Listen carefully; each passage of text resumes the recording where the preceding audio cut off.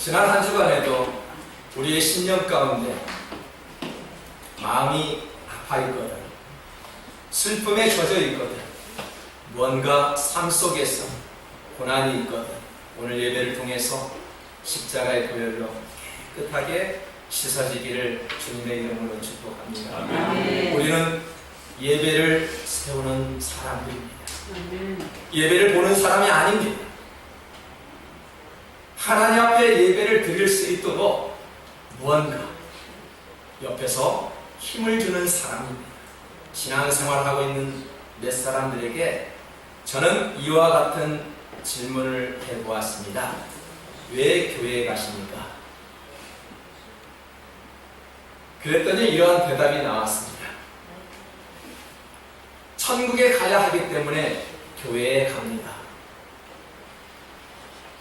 어떤 사람은 우리 아버지가 목사이기 때문에 교회에 갑니다. 어떤 이들은 교회에 가면은 점심 식사가 맛있어서 교회에 갑니다 라고 솔직하게 말해주는 그런 성도들도 있었습니다. 근데 참 아쉬운 것이 있었습니다. 정말로 듣고 싶은 대답이 있었는데 그 대답을 듣지 못하였습니다. 혹시 여러분들 중에 그 대답을 해 주실지 모르겠네요. 제가 질문하겠습니다. 왜 신앙생활을 하십니까? 왜 교회 가십니까? 역시 대답이 없으시군요. 우리가 교회에 가야만 하는 이유가 있지요. 무엇 때문에 교회 갑니까? 예배 드리러 갑니다. 예배보다도 더 우선인 것이 없습니다. 여러분, 봉사하러 오셨나요? 오늘 순서를 맡았기 때문에 그 순서를 감당하기 위해서 오셨나요? 오늘 점심을 드시러 교회에 오셨나요? 오늘 선교주이기 때문에 선교하기 위해서, 전도하기 위해서 오늘 교회에 오셨나요? 저와 여러분이 여기에 오신 분명한 목적은 하나님께 예배하러 오셨습니다. 자신이 드리는 그 예배가 살아야 구원도 받고 천국도 갈 수 있는 것입니다. 예배가 살아야 봉사할 때도 즐겁고요, 예배가 살아야 선교도 전도도 할 수 있기 때문입니다. 예배보다 우선순위는 없습니다. 예배가 무너지면 세워진 그 기관들이 무너집니다. 예배가 무너지면 자신이 무너지고, 자신이 무너지면 우리의 가정들이 무너집니다. 반면에 예배가 살면 내가 사는 것입니다. 가장 어리석은 신앙인들이 있습니다.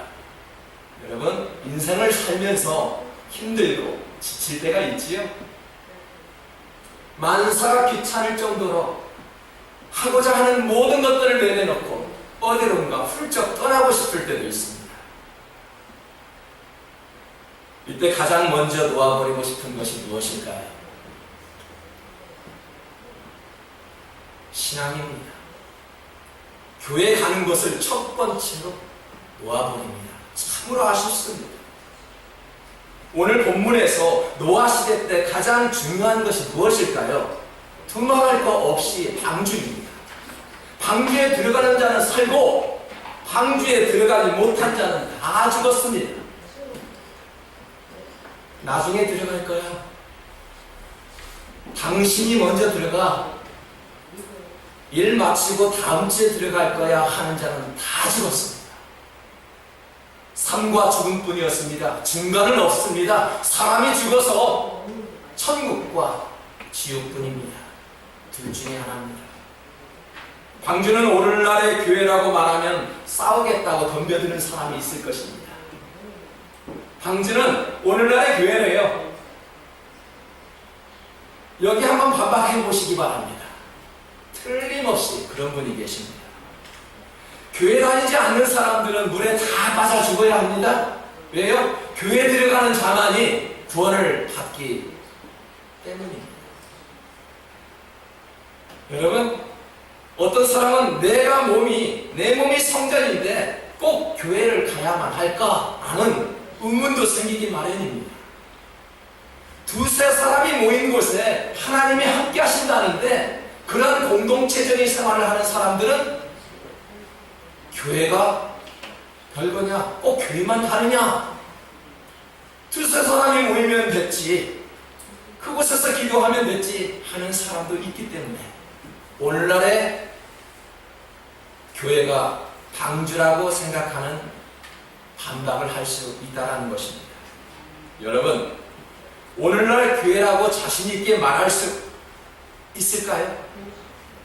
정말로 오늘날의 교회가 방주를 대신할 수 있을까요? 어느 때 우리가 그렇게 큰 소리로 말할 수 있을까요? 교회 안에 예수님의 생명이 있을 때 교회가 되는 것입니다. 내 안에 예수님의 마음이 있을 때 내 몸이 성전이 되는 것입니다. 교회의 존재 이후의 목표, 교회가 존재할 목표가 무엇이지요? 교회 성장인가요? 우리가 말하는 교회 부흥인가요? 교회가 존재하는 이유는 예배를 통해서 나 한 사람이 바르게 세워짐으로 이 한 사람이 다른 사람을 세우는 것입니다. 이것을 우리는 전도요, 선교요, 교회 성장이라고 말할 수 있습니다. 하나님이 저에게 주신 교회의 부흥은 이것입니다. 우리 장로님이 오늘 기도하는데 참 마음이 와 닿았습니다. 외적인 성장이 아니라 우리 모인 이 성도들이 내적인 성장이 먼저라고 말씀하시더라고요. 제가 원하는 교회 부흥 그것입니다. 사람의 수로 채워지기 이전에 우리가 먼저 바른 예배자로 세워져야 합니다. 자신이 변화되지 않아 부패되어 있는데 어떻게 우리가 전도할 수 있을까요? 내 마음이 썩어 있는데, 내 속이, 내 가정이 아파 있는데 우리가 어떻게 다른 사람을 전도할 수 있겠습니까? 내가 먼저 부패된 것을 청산할 때 바로 예배자가 되고 전도자가 되는 것입니다. 방주를 만든 이유는 온 땅이 하나님 앞에 부패하여 땅 위에 사는 모든 사람들의 삶이 썩어 있었기 때문에 물로 다 쓸어버리시겠다고 방주를 지으시라고 했습니다. 홍수 심판을 피할 수 있는 길은 우리가 방주에 들어가야만 했습니다. 놀랍게도 수많은 사람들 중에 노아의 가족만 방주에 들어갔네요. 오늘날에는 특정인들만 교회 다니지 않습니다. 예수님은 누구든지 주의 이름을 부르는 자는 구원을 받으리라고 했습니다. 아무나 들어올 수 있습니다. 교회 안에 같이 예배할 수 있습니다. 예수 그리스도를 믿어 하나님의 자녀가 된 우리가 먼저 하나님 앞에 지금 예배드리고 교회 안에 들어왔습니다. 교회 안에서 해야 할 일이 무엇이라고 했을까요? 예배라고 말씀을 드렸습니다. 예배자가 이 세상에서 가장 감당해야 할 가장 중요한 사역 가운데 하나는 예배가 없는 영혼들을 돌아오게 하는 목적으로 우리는 살아가야 합니다. 이것을 우리는 전도라고 말하지. 방주에는 암소 한 쌍씩 짐승들도 들어가게 하였습니다. 20절을 우리가 새 번역으로 제가 읽어보겠습니다. 새도 그 종류대로, 짐승도 그 종류대로, 땅에 기어다니는 온갖 짐승도 그 종류대로 모두 2마리씩 너에게로 올 터이니 살아남게 하여라. 노아가 억지로 짐승들을 끌어들여 온 것이 아닌 것을 발견할 수 있죠. 놀랍게도 짐승들 스스로 방주 안에 들어갔대요. 부정한 짐승들도 함께 방주에 올라탔다는 사실에 여러분 놀라지 않습니까? 부정한 짐승들과 방주에 함께 한다는 것은 노아의 계획이 아니었습니다. 다만 노아는 하나님의 명령대로 방주를 예비하고 그 뜻에 따르기만 하였는데 짐승들이 방주 안으로 들어왔다라고 이야기합니다. 성도 여러분, 전도도 마찬가지였습니다. 전도는 붙잡아 교회를 데려오는 것이라고 생각합니다.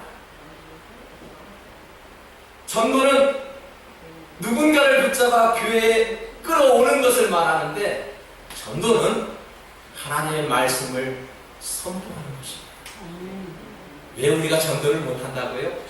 교회 안에 끌어올려가는 마음 때문에 우리가 전도를 못하죠. 전도는 분명한 것은 끌어오는 것이 아니라 하나님 말씀을 선포하는 것이에요. 부모가 어린아이에게 교회 가자고 하면은 무조건 따라오지요. 두고 보십시오. 우리 소망이 이제 한 1년 있으면 엄마가 교회 가자 하면 그냥 아무것도 모르고 따라옵니다. 그런데 조금만 커보세요. 8, 9살만 먹으면 엄마나 잘 다녀오세요 라고 이야기합니다. 대학에 들어가면은 엄마가 믿는 교회 하나님 나 필요 없어 라고 그렇게 말할 수도 있어요. 희망이가 그렇다는 이야기가 아니에요. 어린 아이 때는 엄마의 말을 잘 따라 순종하지만은 나중에 커버리면은 순종하지 않을 수도 있다는 이야기입니다. 나와 함께 사는 자식도 전도하지 못하는 그 실정 속에서 전도가 얼마나 어려운지 실감케 합니다. 전도는요, 교회 갑시다 그렇게 선포하는 것이 아닙니다. 그렇게 설득하는 것이 아닙니다. 전도는 교회 갑시다 그렇게 말하는 것이 아니라 하나님 말씀을 내 입으로 선포하는 것이죠. 선지자들은 하나님으로부터 계시를 받아 말씀을 선포하였습니다. 이스라엘아, 하나님의 말씀에 귀를 기울여라. 죄에서 돌이켜 하나님의 말씀 가운데 살라. 이스라엘 백성들이여, 너희는 여호와 하나님을 찾으라. 그리하면 살리라. 믿든지 말든지 하나님 말씀을 선포하였습니다. 전도하기는 결코 쉽지 않습니다. 교회에 나오라 할까봐 전화를 받지 않습니다. 전도는 구걸하는 것이 아닙니다. 한 번만 나와주세요. 한 번만 믿어보실래요? 라고 설득하는 것이 전도가 아닙니다. 전도를 헬라어로 번역된 성경을 보니까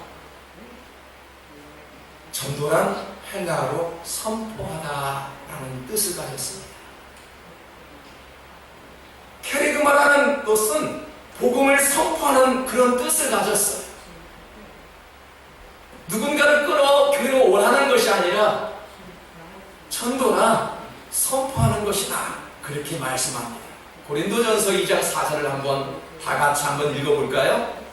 내 말과 내 전도함이 설득력 있는 지혜의 말로 하지 아니하고 다만 성령의 나타나심과 능력으로 하라. 아멘. 하나님의 일은 사람의 힘과 능력으로 하는 것이 아니라 성령의 힘으로 하는 거래요. 여러분, 우리가 끌어온다고 해서 옵니까? 전화해도 전화 받지 않는 세상입니다. 어떻게 할까요? 성령의 능력으로 하나님의 말씀을 선포하는 것이 전도래요. 타종교에서 기독교를 비판하는 연설문을 제가 잠깐 소개하도록 하겠습니다. 잘 들어보십시오. 우리나라 기독교는 교회를 확장시키는 데 중심을 두고 있습니다. 교회가 커야 하나님의 은총을 입은 교회라고, 그리고 교회가 크지 않으면 하나님의 은총이 없는 교회라고, 그런 하는 식의 자본주의 문화가 깃들어 있습니다. 그래서 교회에서는 전도를 매우 중요하게 생각합니다.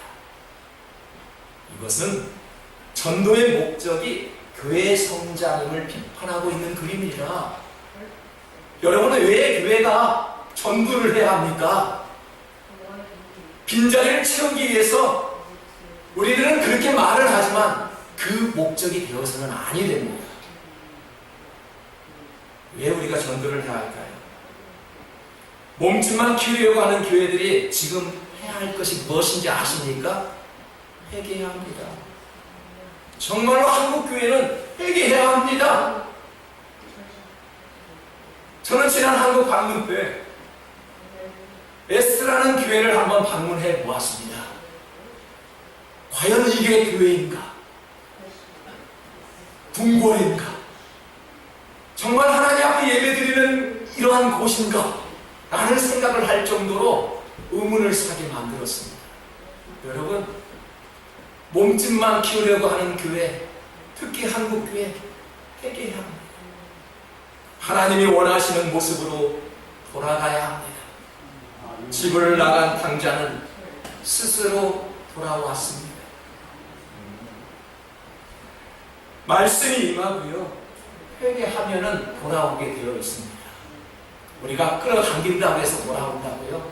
천만의 말씀입니다. 그가 말씀 가운데 회개하고요, 말씀이 임할 때 돌아오게 되어 있습니다. 아멘. 단지 우리는 선포할 뿐이지. 아멘. 우리도 세상 가운데 방황하다가 예수님 품으로 돌아온 자들입니다. 아멘. 얼마나 많이 방황했는지 모릅니다. 저도 대표적인 사람 중에 한 사람입니다. 세상적으로 마음껏 가져보았고 마음껏 놀아보았고 그런 사람이 인생의 반평생은 하나님 앞에 드려보겠다고 돌아온 자입니다. 여러분들도 마찬가지지요. 이제부터는 주 안에서 열심히 살아보겠다고 돌아온 자들입니다. 아멘. 우리가 하나님 앞에 돌아왔습니다. 예배를 통해 우리가 모였습니다. 우리 모인 성도들이 이제는 어떻게 하면 좋을까요? 본문 21절에 보니까 너는 먹을 모든 양식을 내게로 가져다가 저축하라. 이것이 너와 그들의 먹을 것이 되리라. 방주만큼 중요한 것이 무엇이었다고요? 음식이었습니다. 방주만큼 중요했습니다. 먹는 것이었습니다.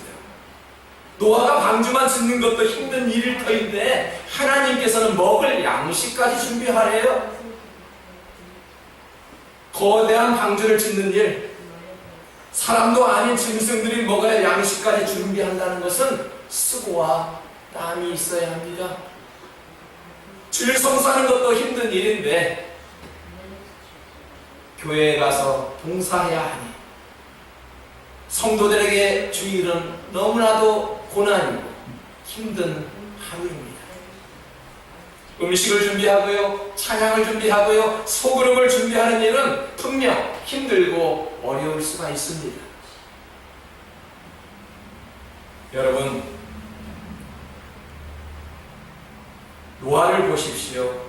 인내와 믿음으로 양식을 준비하였는데 홍수가 끝나는 그 시간까지 음식이 떨어지지 않도록 준비하였대요. 여러분, 우리는요, 하나님이 나를 부르는 그날까지 준비해야 합니다. 아멘. 깨어있기를 준비해야 합니다. 아멘. 굉장히 중요한 일이죠. 아무리 과거에 신앙생활을 열심히 했다고요, 과거에 무슨 훈련을 받았다고요, 지금 아니면 아무것도 필요 없는 거예요. 자랑이 될 수 없지요. 오늘의 현재가 중요하고요, 내일이 중요합니다. 끝까지 하나님 말씀을 붙잡는 자만이 승리하는 것이지. 아멘. 방주 안에 올라탔다고요, 교회 안에 들어왔다고요, 다 된 것이 아니었습니다. 노아처럼 끝까지 누군가를 위해서 음식을 만들고요, 누군가를 위해서 헌신하며 봉사했던 그러한 정신, 하나님께서 방주의 문을 열어주시는 그날까지 노아는 끝까지 음식이 떨어지지 않도록 준비하였습니다. 잔치는 그냥 이루어지지 않습니다. 누군가의 헌신과 희생이 있어야 합니다. 우리나라에 복음이 들어왔던 것도 미국 선교사님들이 있었기 때문에 우리가 이길 수 있는 거 아니겠습니까? 고집 센 내가 변화되었던 것도 누군가의 희생이 있었습니다. 우리가 권사가 되고 장로가 되고 목사가 되었던 것은 누군가의 기도와 희생이 있었기 때문입니다. 아멘. 교회라는 구원의 배를 탔다는 것은 큰 축복입니다. 이제 우리도 주님 위에 쓰임 받아야 합니다. 편안한 것만 좋은 것이 아닙니다. 편한 것만 생각하다 보면 오히려 더 나태해지고 힘들어지는 것이 바로 신앙생활입니다.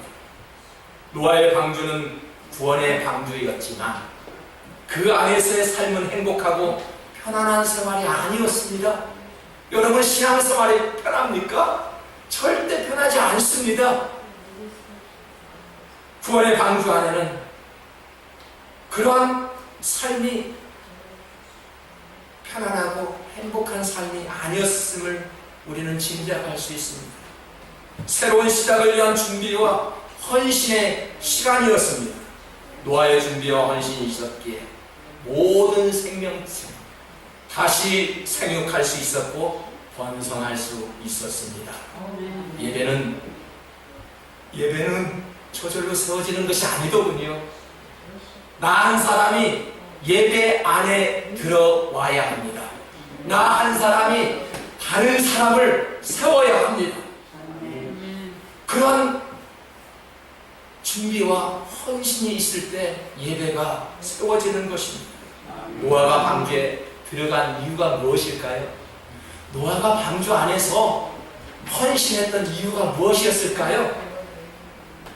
하나님이 하라 하시니 그대로 하신 것뿐이었습니다. 다른 욕심이 아니었습니다. 그저 방주를 예비하라 만들었습니다. 모든 가축들과 너희 자녀들을 위해서 음식을 준비하라, 그저 준비하였습니다. 하나님의 말씀대로 따른 것뿐이었습니다. 22절을 보십시오. 노아가 그와 같이 하여 하나님이 자기에게 명하신 대로 다 준행하였더라. 방주를 예비한 것은요, 하나님의 명령이었습니다. 양식을 준비하는 것도 하나님의 명령이었습니다. 홍수가 그치자 방주 안에서 나오라 할 때 노아는 그때서야 나갔습니다. 하나님의 지시대로 따랐습니다. 예배란 오직 하나님만 바라보는 것입니다. 예배는 마지못해 드리는 것이 아니라 자원해서 드리는 것이 예배입니다. 물질도 봉사로 자원해서 드릴 때 하나님이 기뻐 받으신다라고 말씀하셨습니다. 하나님은 우리의 마음을 살피시기 때문에 그렇습니다. 선교도 내가 하고 싶어서 하는 것이 아닙니다. 다른 사람이 하니까, 다른 교회가 하니까 우리가 하는 것이 아닙니다. 영혼 구원은 하나님의 명령이자 하나님의 소원이기 때문에 하는 것입니다. 우리에게도 소원이 있습니다. 여러분, 무슨 소원이 있나요? 우리 나라의 소원은 조국 통일이지요.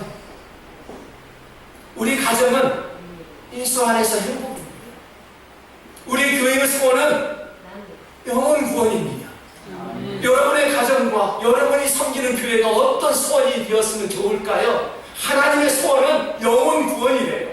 그렇다면 우리가 하나님의 소원에 따르는 그런 성도들이 되어야 합니다. 하나님이 좋아하시는 것을 우리가 힘써 일하는 그런 전도자의 모습 가운데 사셔야 합니다. 하나님이 가장 기뻐하는 것은 한 사람이 회개하고 돌아오는 것입니다. 누가복음 15장 7절을 다 함께 읽겠습니다. 내가 너희에게 이르노니 이와 같이 죄인 한 사람이 회개하면 하늘에서는 회개할 것 없는 의인 99을 말미암아 기뻐하는 것보다 더하시리라. 아멘. 하나님은 죄인 한 사람이 회개하고 돌아온 것보다 더 기쁨이 없대요. 저는요, 가장 기뻐하는 것이 있어요. 여러분이 한 명 한 명 들어오는 그 모습을 보면 얼마나 마음이 기쁜지 몰라요. 예배하는 모습 가운데 성경을 옆에 끼고 돌아오는 여러분의 모습을 보면 힘이 나요. 우리 하나님은 얼마나 더 좋아하실까 라는 생각을 해봅니다. 사랑하는 성도 여러분, 하나님은 한 사람의 죄인이 회개하고 구원받는 것을 그 어느 것보다 기뻐하신다고 말씀합니다. 그리고 하나님의 소원을 가지고 복음을 증거하는 성도와 교회를 그 누구보다 아름답다고 여기십니다. 선교는 예배가 없는 곳에 예배를 세우는 곳이라 하였습니다. 내가 먼저 참된 예배자로 세워져야 합니다. 내가 먼저 준비된 그런 헌신자가 되고 순종의 모습으로 살아가는 참된 예배자로 거듭나시기를 주님의 이름으로